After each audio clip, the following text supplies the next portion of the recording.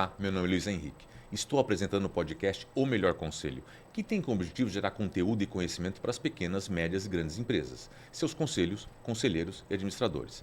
E no final do podcast, a pessoa entrevistada sempre vai deixar de presente o melhor conselho, que foi ou é importante na vida dela. Então peço que você acompanhe e assista até o final. Também peço que você se inscreva no nosso canal no YouTube, O Melhor Conselho, siga no Instagram O Melhor Conselho Oficial e o nosso site, omelhorconselho.com.br, que lá tem uma novidade especial para as pequenas e médias empresas. E hoje eu tenho a grande honra de receber aqui uma pessoa que ela é formada em pedagogia pela Universidade de São Paulo, MBA em gestão empresarial pela FGV, com especializações executivas no Programa de Desenvolvimento Diretivo pela Universidade de Alcalá de Henares, Advanced Management Program pelo IES Business School, Programa de Gestão Avançada pela Fundação Dom Cabral e Programa de Formação em Conselho pela FIA. Experiência de mais de 30 anos no setor corporativo em empresas farmacêutica, química e de seguros. E depois fez uma transição de carreira incrível para o terceiro setor em 2018. Está como CEO na ONG Plan International Brasil, uma organização humanitária fundada há 87 anos durante a Guerra Civil Espanhola, presente em 82 países, que atua pela promoção dos direitos das crianças e adolescentes, com foco na igualdade para as meninas. Também é conselheira da ONG Beabá e membro do Comitê de Ética da IAAB. Tenho a grande honra de receber aqui Cíntia Beth. Muito obrigado, Cíntia. Eu que agradeço o convite por estar aqui. Que legal. Cíntia, você fez uma migração do mundo corporativo para o mundo corporativo, vamos chamar assim, de ONG. Isso é um desafio pessoal? É um desafio... Foi uma coisa que te motivou, foi amor?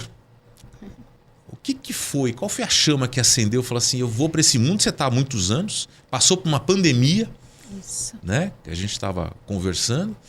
Qual foi a chama que acendeu? Eu acho que tem a ver com propósito, né? Lá em 2014, eu comecei a estudar sobre capitalismo consciente e tive a oportunidade de ir para um congresso em Chicago sobre esse tema. E comecei a ver a questão de você poder ter um capitalismo um pouco menos selvagem, quando você começa a olhar para todos os seus stakeholders, né? Então, o capitalismo consciente traz a questão do propósito, da liderança compartilhada, de uma cultura de muito respeito.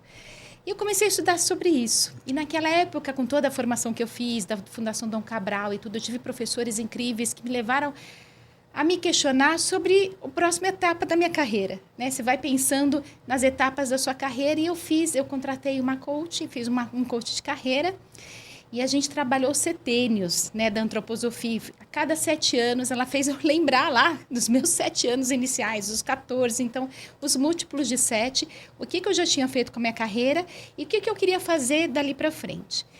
Isso foi 2014, 2015. E naquela época eu falei, quando eu me aposentar, eu quero trabalhar no setor social. Porque eu não acreditava que eu poderia fazer uma migração ainda na minha ativa, né, na minha carreira ativa para o terceiro setor. Só que em 2017, eu fui procurada por um headhunter que falou assim, a gente tem uma oportunidade numa ONG. E naquele momento eu falei, mas eu nunca trabalhei no terceiro setor, por que queriam me contratar? Ele falou assim, olha, eles estão querendo alguém com o seu perfil. Você tem uma experiência em planejamento estratégico, em RH, bora participar do processo? Eu falei, vamos. E aí foram 4 meses de um processo seletivo bem profundo, com muitas entrevistas, muitas etapas. E quando deu certo, Luiz, foi aquele frio na barriga. Falei, agora, e agora? Né? E agora, vamos? E eu lembro na época que eu sentei com meu marido e minhas 2 filhas e falei, eu quero muito ir. Isso significa um repensar para todos nós, porque a gente está falando de uma mudança mesmo, porque eu estou falando de mudança em termos salariais, em termos de tudo, porque eu já era uma diretora estatutária numa empresa, então tinha um bom salário, tinha bônus, carro, tinha tudo que a gente sabe, viagens executivas, em classe executiva. Mas naquele momento eu falei, é agora, se eu estou falando tanto em propósito, vamos viver esse propósito? E aí eu aceitei esse convite, esse desafio, e estou lá desde então, né, vivendo essa nova experiência que realmente mudou a minha vida e das pessoas que me cercam, porque eu acho que todos nós repensamos um pouquinho a forma da gente viver a nossa vida. Como é que é você ter 30 anos de experiência num mundo corporativo, visando lucro, né? Todo o tempo. Como é que é você chegar, primeiro dia, segundo dia, e tá numa empresa, vamos chamar, que não fatura, que recebe, né? Que você tem que pedir. Claro, eventualmente você pode até vender camiseta, vender algumas coisas. Mas pedir, é doação na veia, né? É doação. Como é que é estar num lugar que você fala, agora eu não tenho... Agora a minha venda para entrar receita é uma venda de uma causa, de uma causa. Não é vender um produto. Olha, eu tenho um carro para vender. Como é que é chegar e falar, bom, cadê o setor de faturamento? Não tem. Eu acho que é você transitar entre a abundância e a escassez. Você perceber que o dinheiro que você tem, em primeiro lugar, o dinheiro que você tem é um dinheiro que você tem que cuidar muito bem e usar muito bem, porque é um dinheiro de alguém que confiou que você vai fazer o melhor. Então, de um doador, de uma doadora que confiou que você vai fazer o melhor. E eu acho que o que mais me deu ansiedade, aí eu tive até, posso até compartilhar, eu tive até uma depressão no começo, tive que pela primeira vez, aos 47 anos, procurei uma psicóloga e tudo mais, e estou fazendo terapia até hoje, que é maravilhoso, porque assim, quando eu trabalhava em empresa, a gente tinha problemas muito reais, que você ia lá, resolvia, e no dia seguinte tinha outros problemas. Hoje eu tive que me acostumar que os problemas eu não vou resolver. Por quê? Porque eu trabalho para promover os direitos das crianças e tentar fazer com que elas não sejam tão vítimas de violência. Mas é num país que a gente está no 6º país do mundo em casamento infantil, o 2º país do mundo em exploração sexual e abuso sexual de crianças. A cada hora, 4 meninas de até 13 anos são violentadas. Então, assim, eu tive que aprender que o trabalho que eu faço não vai resolver 100%. Eu vou dormir sabendo que está acontecendo esse tipo de violência. Então, é você conseguir lidar com o que a gente já escutou muito, copo meio cheio, copo meio vazio, é você olhar e falar, não, a gente está fazendo a diferença naquilo que é possível fazer. E como que a gente faz para conseguir doação, né? Num país que não tem cultura de doação, o Brasil está lá no final no ranking de cultura de doação, não tem essa cultura. Como que a gente faz para mostrar para empresas, para pessoas físicas, a importância de doar dinheiro? Porque tem aquela questão, ontem foi o dia do voluntariado, né? As pessoas querem ajudar, querem ser voluntárias, mas os projetos que eu realizo têm um custo. As pessoas que trabalham, né? Eu tenho uma equipe de 150 pessoas no Brasil. A gente está em 4 estados, Maranhão, Piauí, Bahia e São Paulo. As pessoas, as educadoras sociais, elas têm um salário. Eu preciso pagar as pessoas para fazer os projetos. Então, só o voluntariado não consegue sustentar qualquer ONG, qualquer trabalho social. Então, o grande desafio é como que eu mostro para esse país não doador a necessidade de doar? Quando a gente está falando nessa onda ESG, que todo mundo fala, mas é uma onda, é uma marola, como que é, né? Então, é esse ambiente que eu migrei, né? Num momento em que estavam acontecendo várias coisas, até falando mal das ONGs. Tem ONG que não presta? Tem. Tem igreja que não presta, tem empresa que não presta, tem tudo. Então, assim, eu acho que essa generalização e essa demonização do terceiro setor é prejudicial para todo mundo. Porque o terceiro setor, ele existe para prover um serviço que o governo ou a sociedade civil não consegue prover, né? A gente está ali para garantir a Constituição, muitas vezes, o Estatuto da Criança e do Adolescente, para uma criança poder ter acesso à escola, para uma criança poder crescer livre de violência. Deveria ser muito básico isso, né? A gente fala, não devia nem existir. A gente não deveria existir. Se a gente pensar, a gente é uma anomalia. A gente existe porque tem uma sociedade que ainda não cuida das crianças como deveria cuidar. Então, foi essa mudança, né? Imagina só, você sair de uma empresa, né? Com uma equipe enorme, com todos os recursos, né, para você ir para um lugar que você precisa pensar como que você vai pagar o salário das pessoas no próximo ano, com que doação, a prestação de contas, que para a gente é super importante, é sempre muito transparente, para poder continuar recebendo doações. Então, é isso. Eu concordo com você. Todo tipo de segmento tem empresas, pessoas boas e pessoas ruins, né? Então, essa demonização, como você chama, né, da ONG, ela vale para uma parcela, mas não para todos. As pessoas que estão lá, que abriram uma ONG, começaram a trabalhar, elas são pessoas que querem realmente fazer alguma coisa. Agora, tem incentivo para doação pelas empresas, pela redução de impostos diretos. Né? Ao invés de recolher direto para o governo, você pode pegar uma parcela desses impostos, imposto de renda, por exemplo, e você pode destinar para a empresa. A gente fala das leis de incentivo, Isso. né? Mas a gente gosta muito de dizer que lei de incentivo não é doação, é redirecionamento de imposto. Exato. Então, assim, você, enquanto empresa, se você quiser usar a lei de incentivo, ao invés de pagar para o governo, você vai doar para aquele projeto, né? O que a gente quer trazer é essa questão da filantropia mesmo, né? Desse conceito, dessa cultura de doar mesmo. As minhas filhas hoje, elas são doadoras, né? Elas têm 29, 27 anos, mas elas já são doadoras, porque é uma coisa que a gente precisa começar muito cedo. Elas nem são tão novas, mas assim, muito cedo com o jovem para pensar assim, o meu salário, eu posso pegar uma parte desse salário e fazer uma doação. E as empresas também. Então, eu acho que a lei de incentivo é boa, muitos projetos são feitos, a gente tem lei do esporte, lei da cultura, né? São muitos projetos muito importantes, mas a doação direta é extremamente importante também.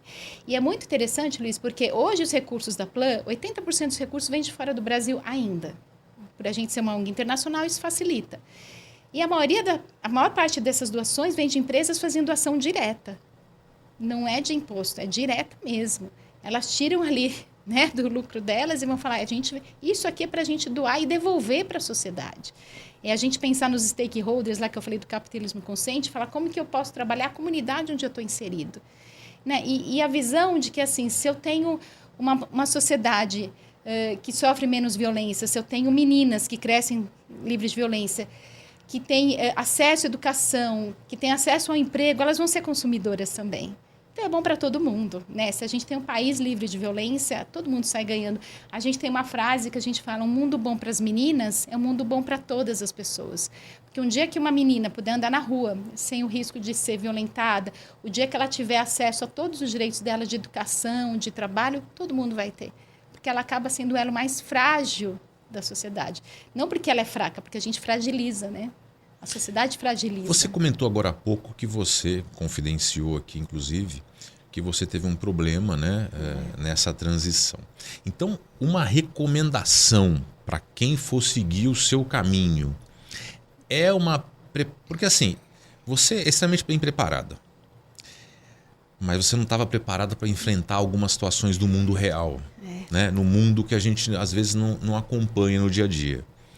Então, quer dizer, essa transição, esse passar de um lado para o outro, você recomendaria então que todo mundo fizesse uma preparação psicológica? Eu não sei se dá para se preparar para isso, sabe? Eu não sei se dá para se preparar para você ver a pobreza de perto, né? Claro que a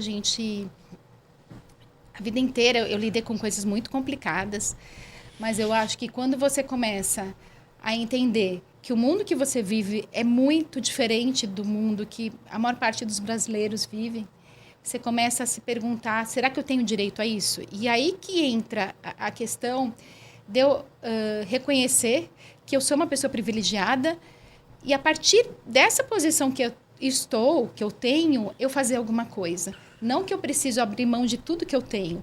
Porque, assim, assim, em alguns momentos, quando eu fiquei mais deprimida, que eu estava super feliz com o trabalho que eu estava fazendo, mas tinha momentos que eu não queria levantar da cama. Eu falei, alguma coisa está acontecendo. E é químico mesmo, né? A gente precisa se cuidar.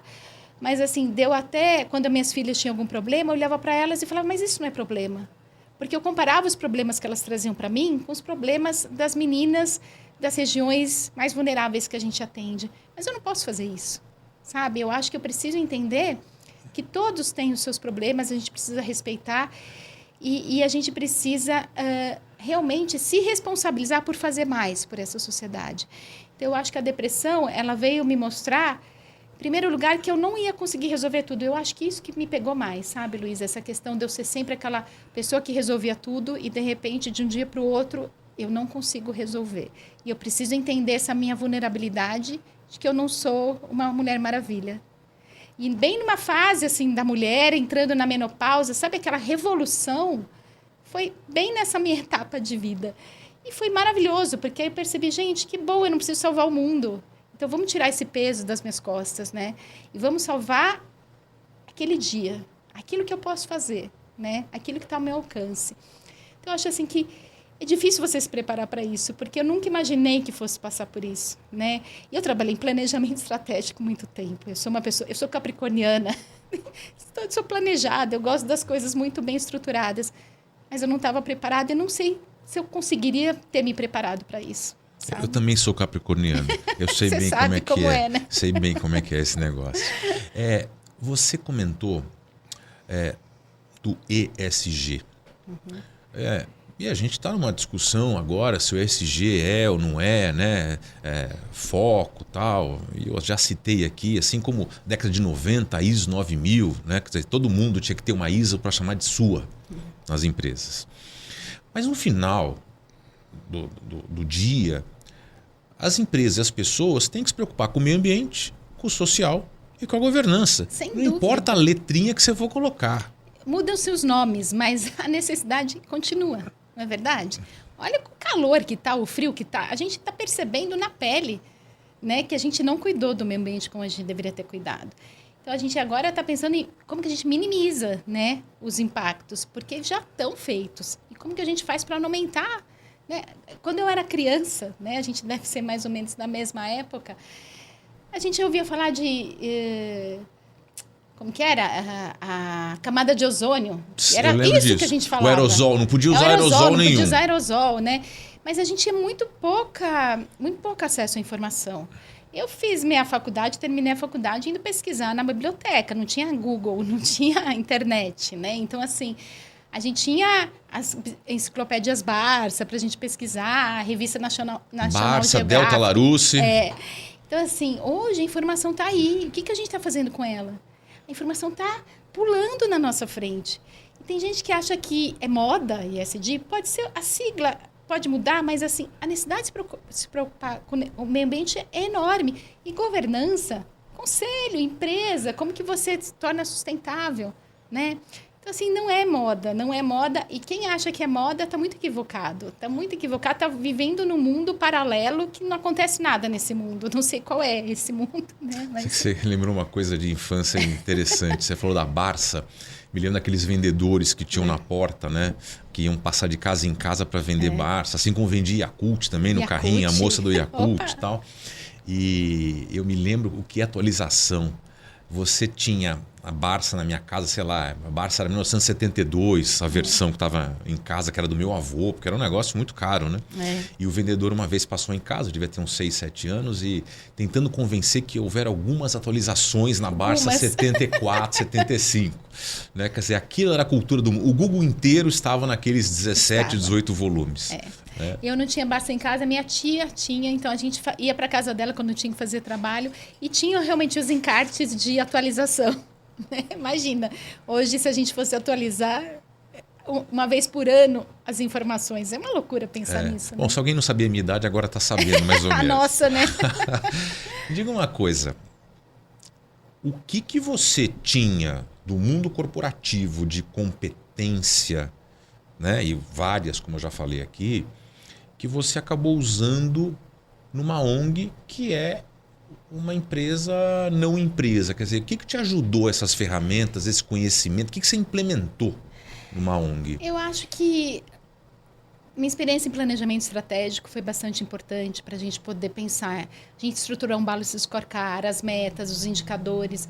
Então, isso ajudou bastante a gente fazer e construir o planejamento estratégico da organização para os anos que vinham a seguir, né? A gente teve uma transição bastante importante dentro da Plan. E assim, isso me ajudou bastante. Mas eu acho que minha experiência em recursos humanos também, de mostrar o quanto é importante quando você chega num lugar que você não conhece muito. Eu posso ter 30 anos de setor privado, mas quando eu chego numa ONG, eu não conhecia o Estatuto da Criança e do Adolescente, eu não sabia o que era, como que era o processo de captação de recursos, né?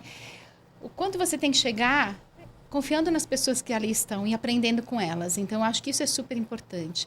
E eu acho que isso serve para qualquer trabalho que você vai fazer, de você chegar nessa empresa ou numa organização tateando e não chutando a porta, sabe? Eu acho de você chegar, fazer um diagnóstico daquele ambiente, até para ver o que você pode agregar aproveitando o que já existe, construir sobre aquilo que já existe. E não achar que você é o salvador da pátria, que você está ali para resolver todos os problemas, agora é tudo ruim como já estava, porque não é.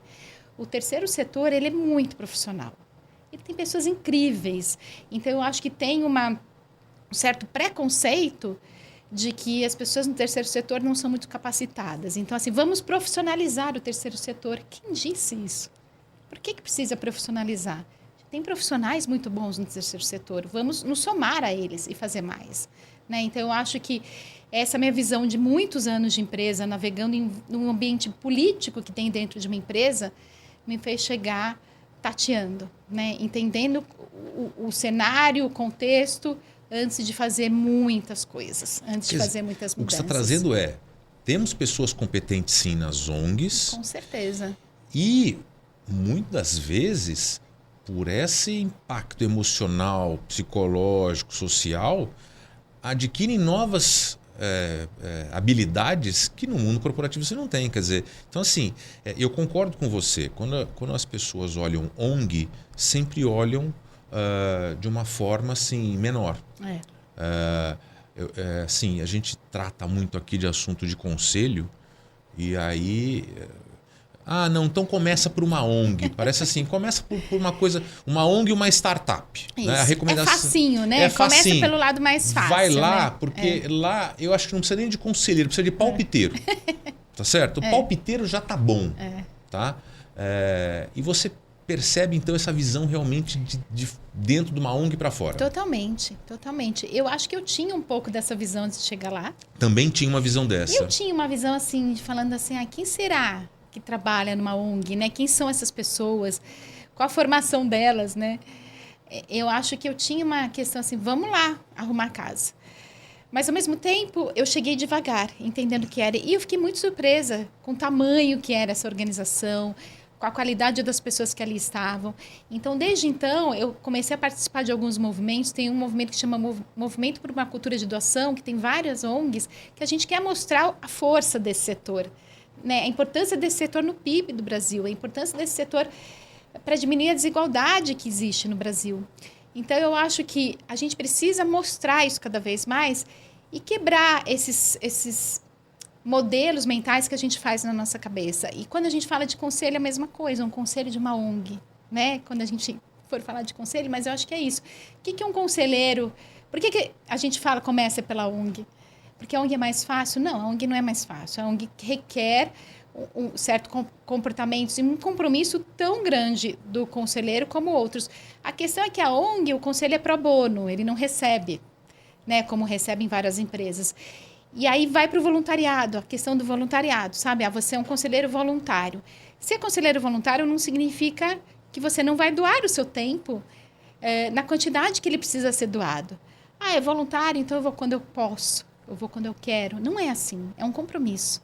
Né? Então, eu acho que a questão do pro bono, e a gente já teve várias pessoas, várias empresas e consultorias fazendo pro bono para a gente, fazem um trabalho completo, a única coisa é que não recebem por ele, porque é uma forma delas doarem o trabalho delas, a mão de obra delas. Então, eu acho que esse conceito do voluntariado, do conselheiro pro bono, conselheiro voluntário, tem que ficar muito claro.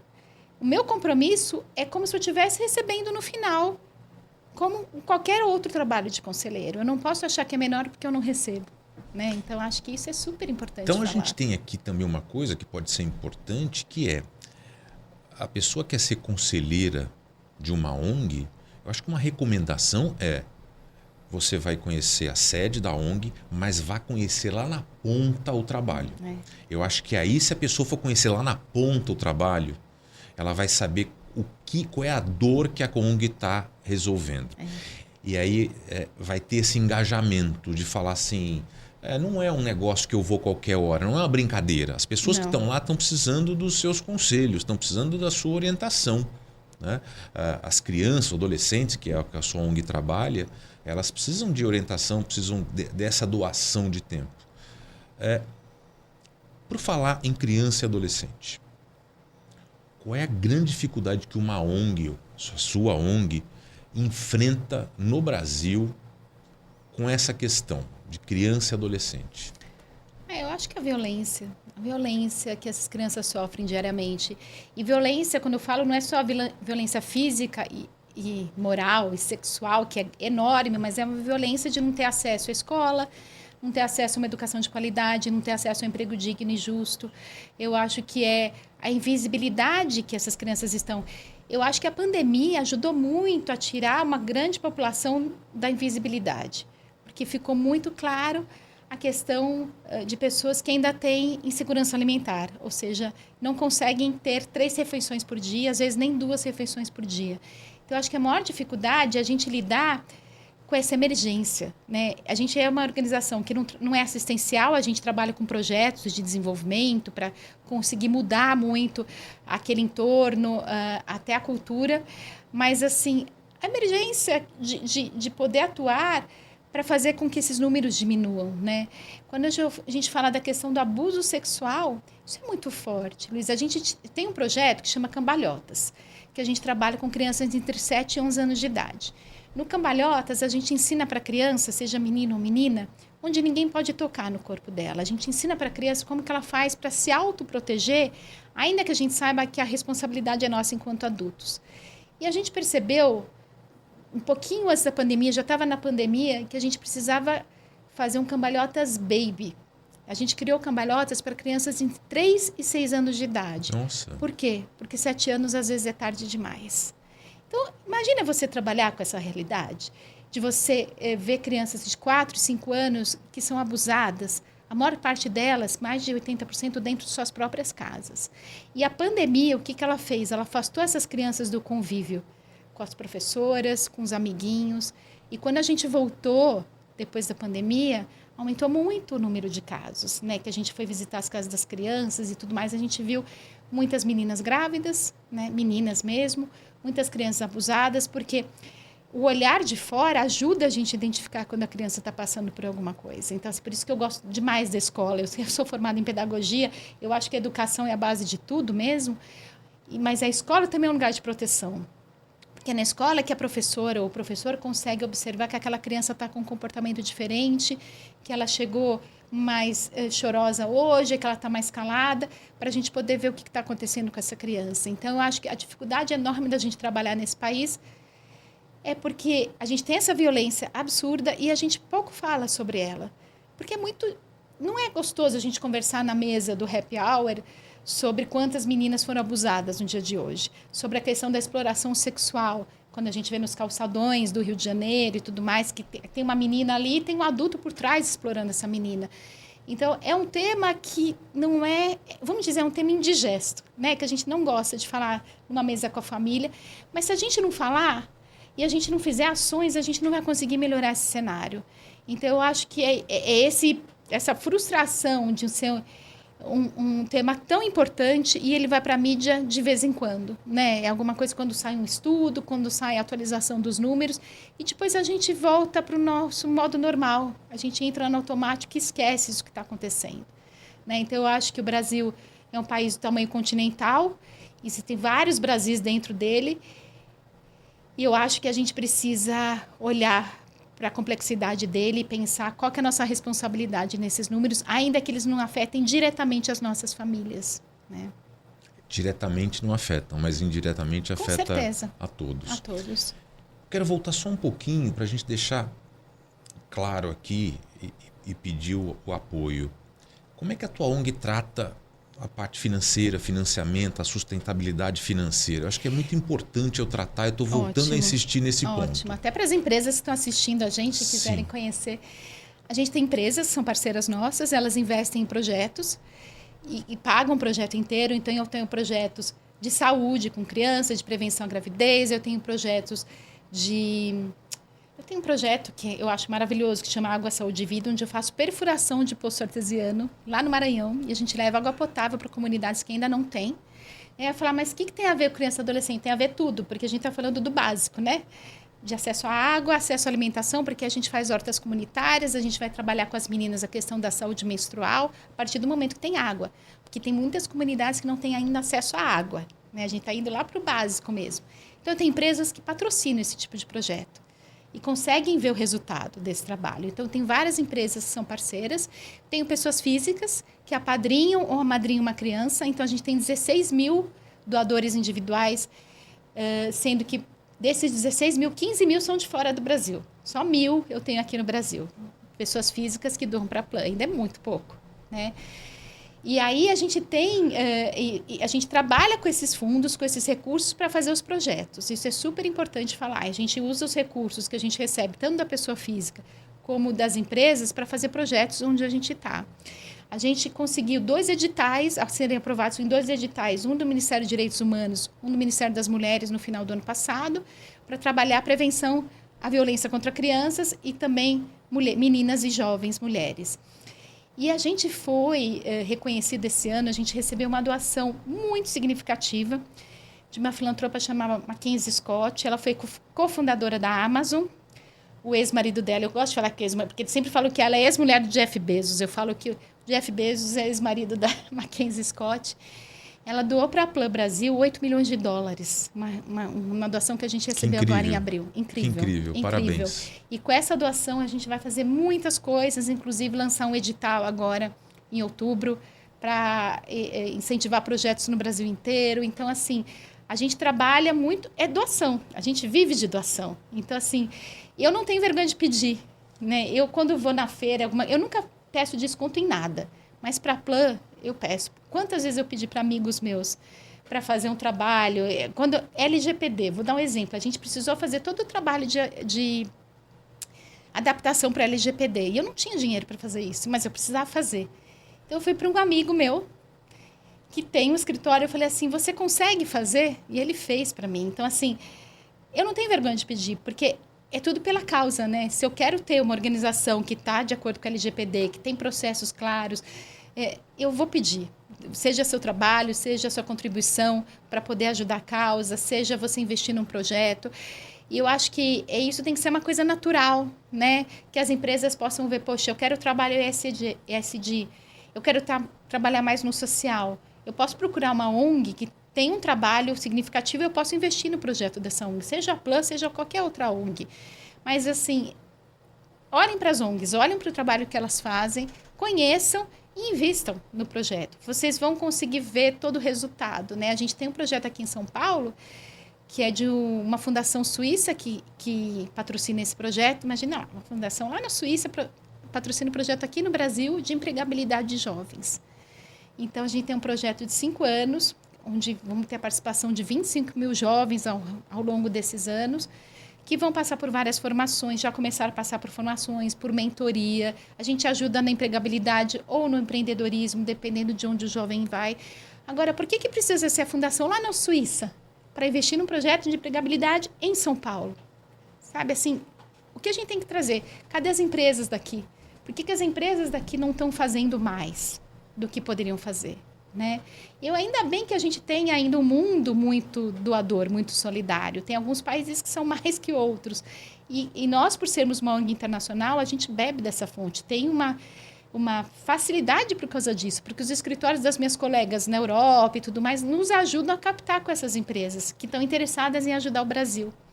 Alemanha, Holanda, Inglaterra, onde eu recebo os meus recursos. Estados Unidos.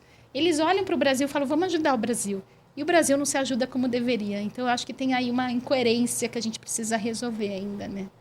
Eu vou pedir licença para você, porque eu vou fazer uma coisa diferente aqui no podcast hoje. Eu vou abrir uma exceção.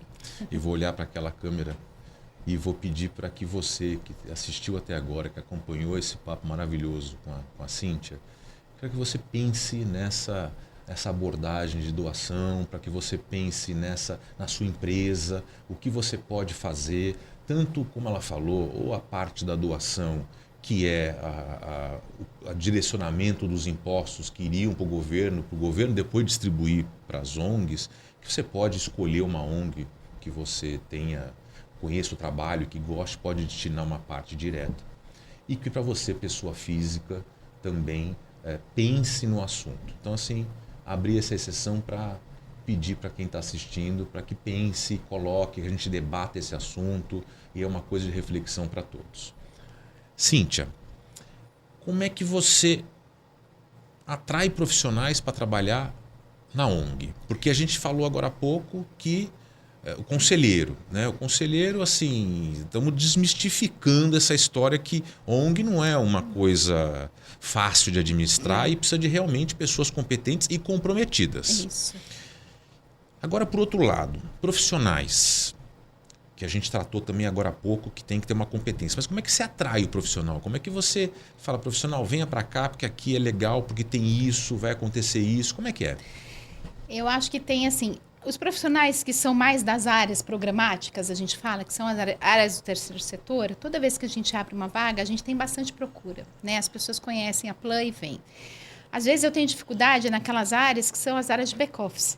Então, administrativo, financeiro, TI, RH, porque você pode trabalhar em qualquer outro setor. Então, às vezes é difícil eu competir, principalmente por causa do salário. Eu não vou conseguir pagar o mesmo salário que a gente paga em empresas privadas.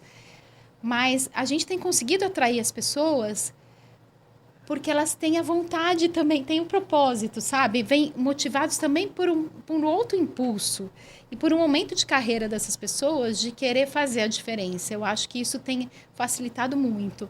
Então, eu tenho profissionais assim que vêm com muita vontade de somar e de fazer acontecer. Então, eu trabalho muito pelo LinkedIn, a gente divulga muito as vagas no LinkedIn, a gente tem sido muito... tem tido muito êxito em trazer profissionais excelentes nos últimos tempos. A gente conseguiu, com esse recurso, inclusive, que a gente recebeu dos 8 milhões, a gente contratar algumas pessoas que ainda faltavam para a equipe, de reforçar um pouquinho a equipe de gestão, sabe? De você poder trazer mais gente na gestão para ajudar a gente a tocar o barco e trazer mais recursos. Eu acho que esse recurso, a gente quer ser mais conhecido. A Plan é muito pouco conhecida no Brasil. Então, a gente contratou uma agência de marketing, vai trabalhar a marca, né, para poder ser mais conhecido, para poder atrair mais doadores. Eu acho que essa transparência da forma que a gente faz para poder atrair mais pessoas é super importante. E atrai as pessoas também para virem trabalhar. Muita gente, é muito interessante que eu recebo muita mensagem no LinkedIn de pessoas querendo conversar e eu converso com todas. A gente vai conseguindo encaixar, entendendo esse momento de carreira. E é muito interessante que no começo eu escutei muita gente falando assim, eu quero ir para o terceiro setor porque eu quero ter mais qualidade de vida. Eu quero trabalhar menos. Aí eu falei, então, minha amiga, não é por aí. Não, então não venha. Se você acha que você vai trabalhar menos, não é o caso. Muito pelo contrário. Agora, a qualidade de vida, o que é qualidade de vida? É você trabalhar por propósito, você saber que você está fazendo a diferença na vida das pessoas. Se for isso, ok. Mas o termo da dedicação é muito grande, né? Assim, a gente se dedica muito, não é uma coisa que eu trabalho, posso trabalhar meio período, posso trabalhar menos. Eu acho que o trabalho híbrido já deu uma certa liberdade para a gente, né? Para a gente poder desacelerar um pouco. Mas, ao mesmo tempo, a pandemia fez... Eu lembro, durante a pandemia, que a gente não... Tem momentos que eu não separava mais, porque a gente ficou só em casa, então eu trabalhava 12, 13 horas por dia, porque a gente tinha que resolver tantas coisas. E eu acho que a pandemia levou a gente para um lado que agora a gente está voltando e tentando equilibrar, né? Mas é isso, assim, a gente atrai as pessoas que querem vir conhecer e entender o que é o terceiro setor, e a gente explica muito bem. Todo o processo seletivo, a gente faz questão de falar dos desafios, que tem meta para entregar, que tem trabalho para fazer, sabe? Para não achar que é uma coisa mais soft, porque não existe soft, né? Não existe nada leve. Existe algo com propósito. Isso tem. As ONGs, elas colaboram uma com a outra, elas têm conexão, porque é uma curiosidade que eu tenho. Porque ONG normalmente, na minha visão, é assim, cada um vai fazendo a sua atividade independente, não tem relação. Isso é assim ou tem conexão e vocês fazem coisas juntos? É muito lindo. A gente tem várias coalizões que a gente chama. A gente tem, por exemplo, a coalizão pelo fim da violência contra a criança, que são várias ONGs que participam. A gente tem o movimento por uma cultura de doação, que são muitas ONGs. A gente tem uma que chama Joining Forces, que são as ONGs internacionais que trabalham com crianças.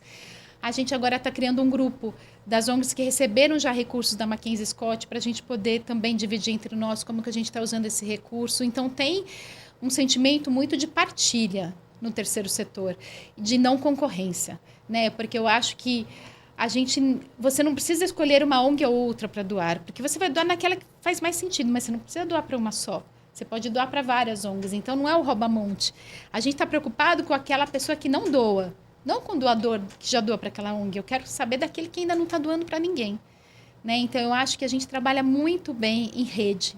A gente sabe trabalhar muito bem em rede, principalmente quando a gente precisa se unir para mudar políticas públicas, que a gente chama do advocacy, né? Da gente poder também trabalhar nas políticas públicas. Então, é um ambiente de muita colaboração. Isso é bem, bem bonito. Bem interessante. Ô, Cíntia, o conselheiro, então, para a gente ir fechando, o conselheiro, qual competência que você destacaria? Eu acho que ele tem que ter essa visão estratégica, né? Uma visão do todo, né? De pensar no planejamento, uma visão orçamentária, pensar na sustentabilidade dessa organização. Mas tem uma coisa que faz a diferença no conselho, para um conselho de ONG, que é networking, conexões. Porque o conselheiro também tem que ajudar a gente a abrir portas, né? O conselheiro geralmente tem um network muito grande de empresas. Então, se ele coloca essas empresas e fala, olha, eu sou conselheiro da Plan, queria que você conhecesse a Plan, já está ótimo, sabe? De abrir portas para que essas empresas também conheçam. Então, eu acho que o conselheiro, quando ele vem, é como se trouxesse a sua carteira de clientes, mas é diferente, a sua carteira de networking. Porque se você está ali sendo conselheiro de uma ONG, é porque você confia naquela ONG. Se você confia naquela ONG, você pode falar dela para um colega seu que trabalha numa empresa, que pode investir naquela ONG, que pode ajudar um projeto. Ótimo. Então, o conselheiro tem que ser captador de recursos. Ótimo. Né? Cíntia, hoje eu não vou pedir o presente, eu vou pedir uma doação. Que você doe o seu melhor conselho. O meu melhor conselho, acho que é assim, estoure sua bolha. Não precisa vir para o terceiro setor para estourar a bolha. Você pode estourar de onde você está. Aí eu vou ficar emocionada. Porque eu não quero que todo mundo migre para o terceiro setor. Eu quero que as pessoas conheçam esse país. E para isso a gente tem que estourar a nossa bolha, sair daquele conforto que a gente está e entender o que está acontecendo fora dela, fora dessa bolha que a gente está hoje. É isso. Ótimo, excelente. Muito obrigado pela sua presença. Foi realmente um podcast emocionante. Obrigada. Muito Obrigada obrigado pelo convite. Agradeço a você que nos acompanhou até agora. Peço que se inscreva no nosso canal no YouTube, O Melhor Conselho, no Instagram, O Melhor Conselho Oficial e, como eu já disse, para as pequenas e médias empresas, o nosso site, omelhorconselho.com.br, tem uma novidade importante para você lá. Muito obrigado, até o próximo episódio.